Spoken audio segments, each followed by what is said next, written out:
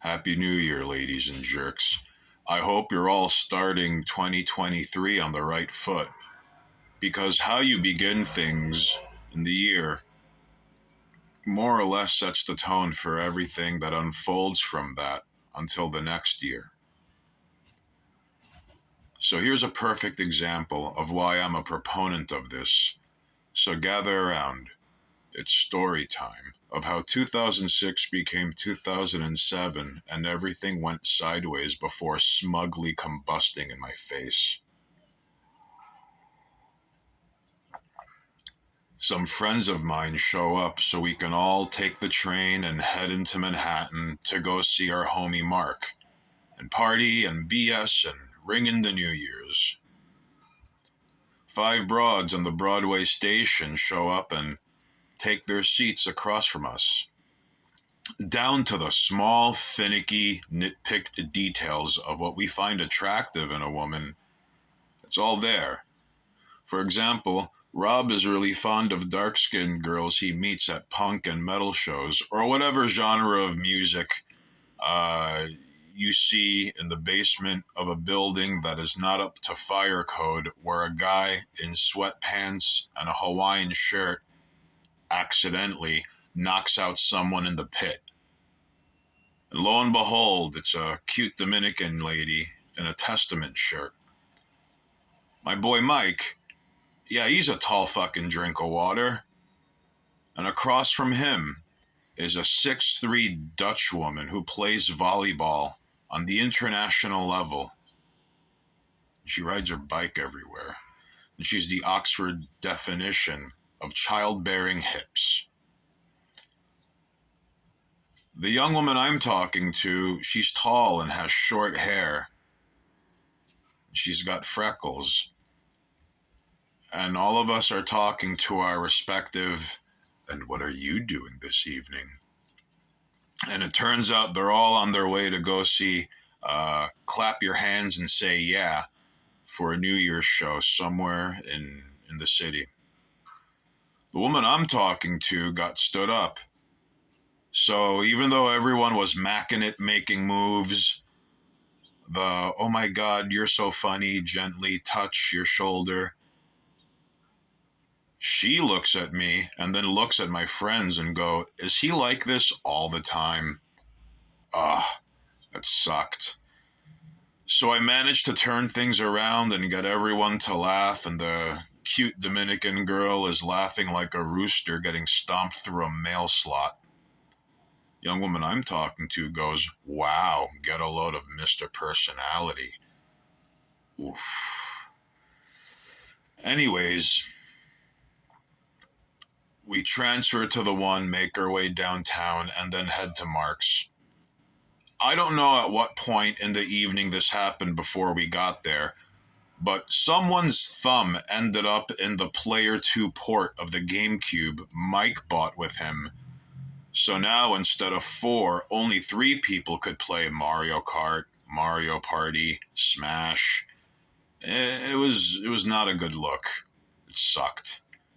So Mark and I step outside to have a smoke at some point in the evening, and we hear the sound of arguing at the end of the block. As if guided by radar, we just start walking towards it all.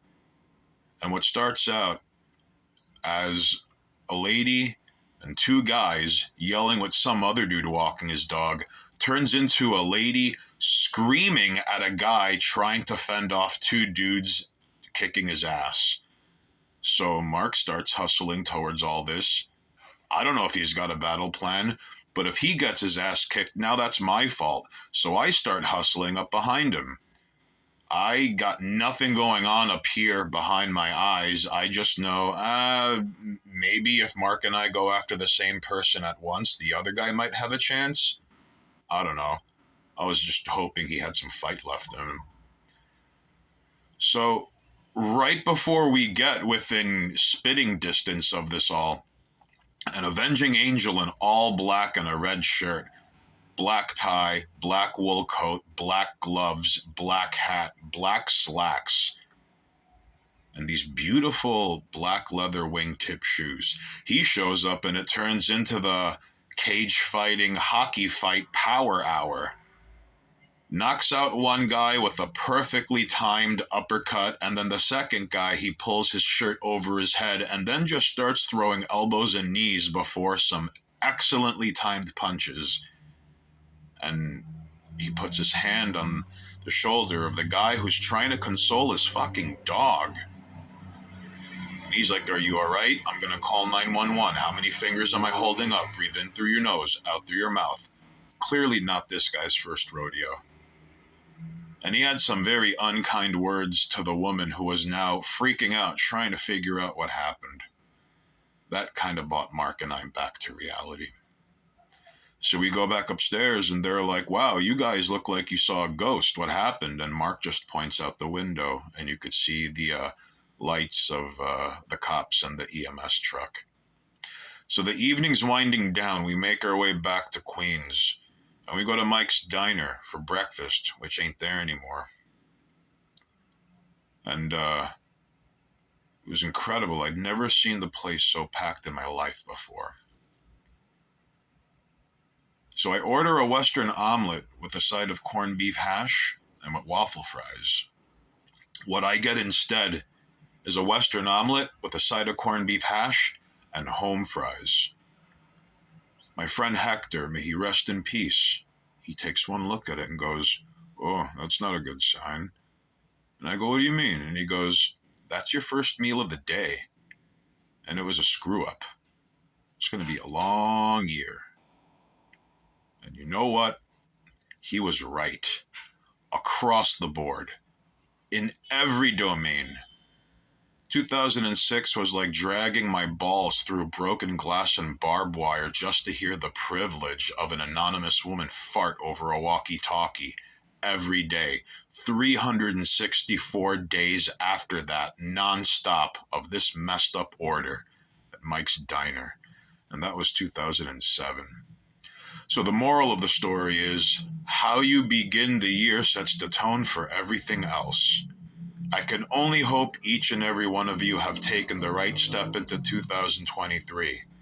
And if not, I hope there's still time to pivot.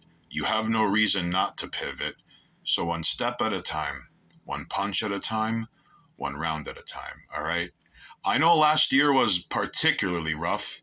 It seems as if everyone I know was either going through something, getting ready to go through something, or they were in the midst of something, and now there's light at the end of the tunnel.